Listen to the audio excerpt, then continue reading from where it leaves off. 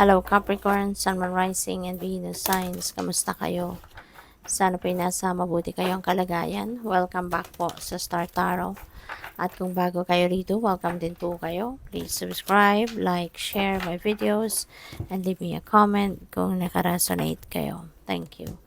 So, bumaliktad na si The Gate, The Garden and the Gate. Ayan. So, Capricorn, o pwede, no, na meron ditong there is an opportunity, no, knocking on your door.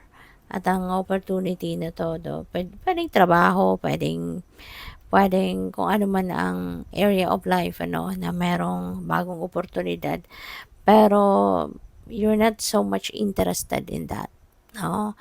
Kaya ito, this represents you, nakasara pa rin ang gate. At tinatanaw-tanaw nyo pa. No? Parang you are still, pinag-aaralan mo pa, no? Nakikiramdam ka, nag-observe ka, 'di ba? Before you make a decision dito. Tinitignan mo lang muna, no? Is this worth it ba? 'Di ba? Yung bagong opportunity ba na 'to, talagang deserve ko ba talaga 'to? Is this worth it? 'Di ba? Na meron akong i-give up para dito, no? Meron akong tatanggalin sa buhay ko at ito yung papapasukin ko sa buhay ko, no? So, yun. Parang pag-iisipan mo muna. You are going to weigh things out, no? Is this worth it or not? So, we have the seat. Mag-iingat po kayo. This is a warning para sa'yo. You know? Kasi po pwedeng meron dito mga deceiving people. Baka meron dito mga manluloko sa paligid ninyo. You know? Kaya mag-iingat kayo. At huwag kayo masyadong magtitiwala agad, no, sa mga taong ito, lalo-lalo na kung mga strangers yan, bagong kilala. Baka mayroong mga offers, no, too good to be true, diba? Mga sinasabi sa'yo, then definitely that's a red flag. At yeah, sa trabaho, diba? Kunyari, nag-computer work kayo, or kahit ano man ang trabaho ninyo, wag ninyong iiwanan, ano, na hindi kayo siguradong walang makakagalaw dyan, walang makakasabotahe sa'yo, yung gano'n. So, maging mapagmatsyag, maging vigilant, maging keen observer, maging sensitive kayo sa mga galawan ng mga tao sa paligid ninyo because you never know kung sino dito yung pwedeng manloloko sa'yo, pwedeng mabubudol sa'yo, magsasabotahe sa'yo. Okay? So, mas mabuti ng nag-iingat.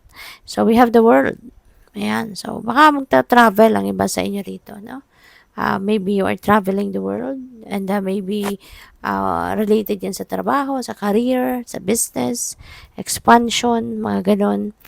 At pwede rin, ano, na you are heading towards a different opportunity dito. Baka mayroong opportunity dito na lalapit sa'yo.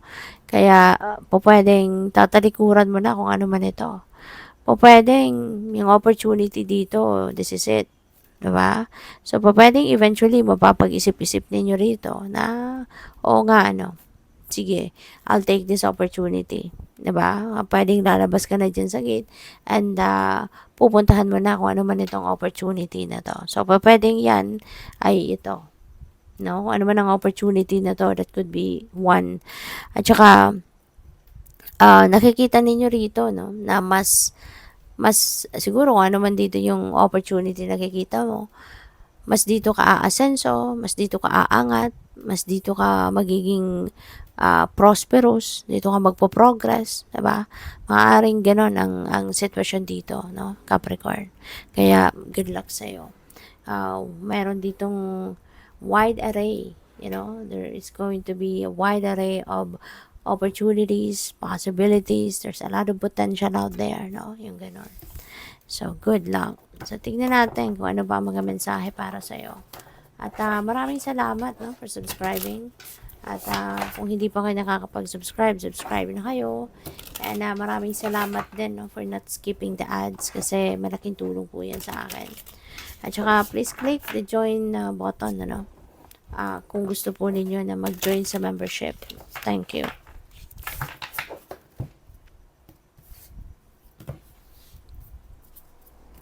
So, we have, there is one who watches over you. Ang sweet. So, this is definitely God. This is definitely the divine. Your angels. 'Di ba? Yung guardian angels mo laging nandiyan diyan. Laging laging nakadikit sa atin, 'no, yung mga guardian angels natin. Kaya for sure, 'di ba, laging siyang constantly nandiyan diyan. And maaari din, 'no, yung mga loved ones ninyo on the other side, 'di ba? Meron ding gustong magbantay sa'yo, merong gustong gabayan ka lagi, protektahan ka lagi, 'no? So, rest assured, 'no, na merong laging ano, merong laging someone, 'no, na nagbabantay sa'yo. So, what else? When all seems ended. Wow. So, baka meron ditong pakiramdam kayo, maaring hindi ito existing na talagang naputulan na kayo ng connection with these people, relationship, maaring hindi naman ganun pa, but parang sa pakiramdam siguro ninyo, this is it. No, this has to end, no? O pwedeng pinagpaplanuhan niyo pa lang na tatapusin, no? Kung sa relationship ito, 'di ba? Baka iniisip ninyo, this has to end, 'di ba? Maaring turning point, no, is nearing you, na parang magdedesisyon na kayo na tama na 'to, no? So, for some of you, no, hindi ito magra-resonate sa lahat. So, for some of you, maaring nandoon na kayo sa sitwasyon, you are on the verge of ending a relationship. Puwedeng gano'n. Pupuwede rin na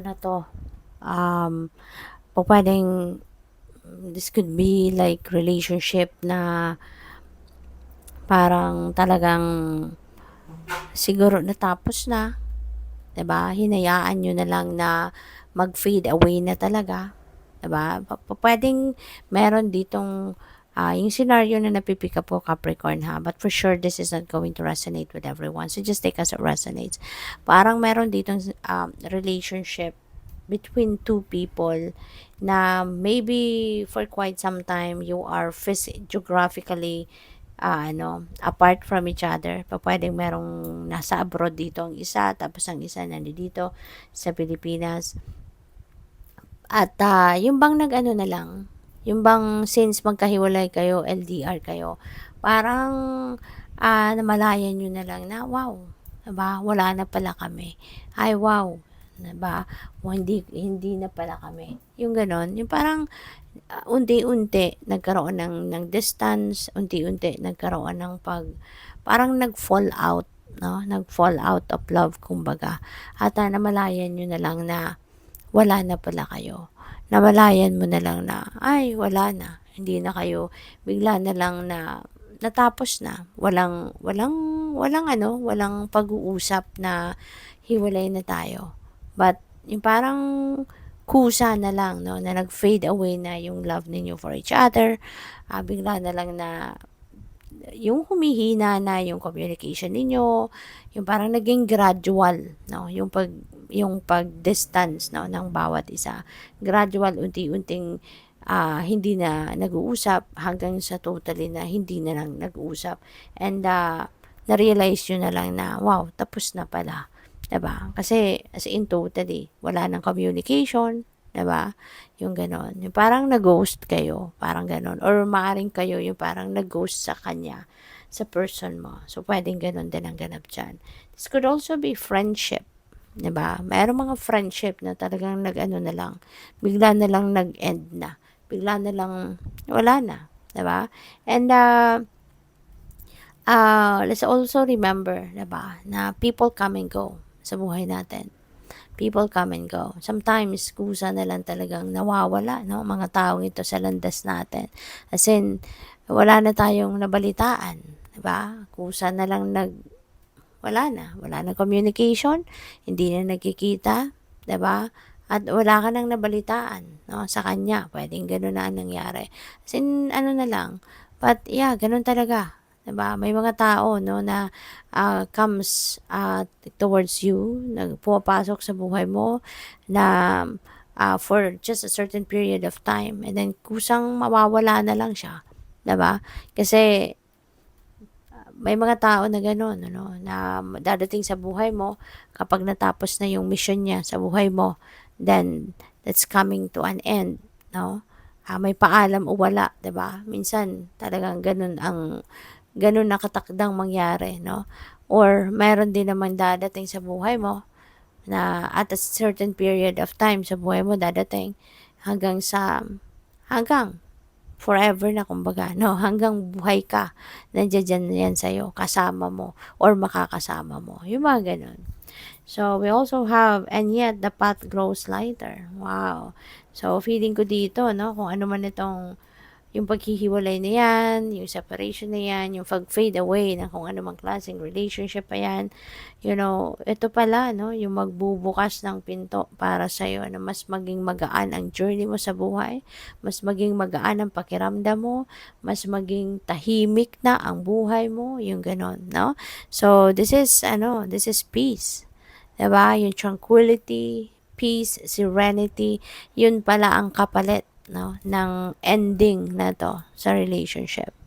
So, good luck. Thank you for watching. Love and light. Namaste.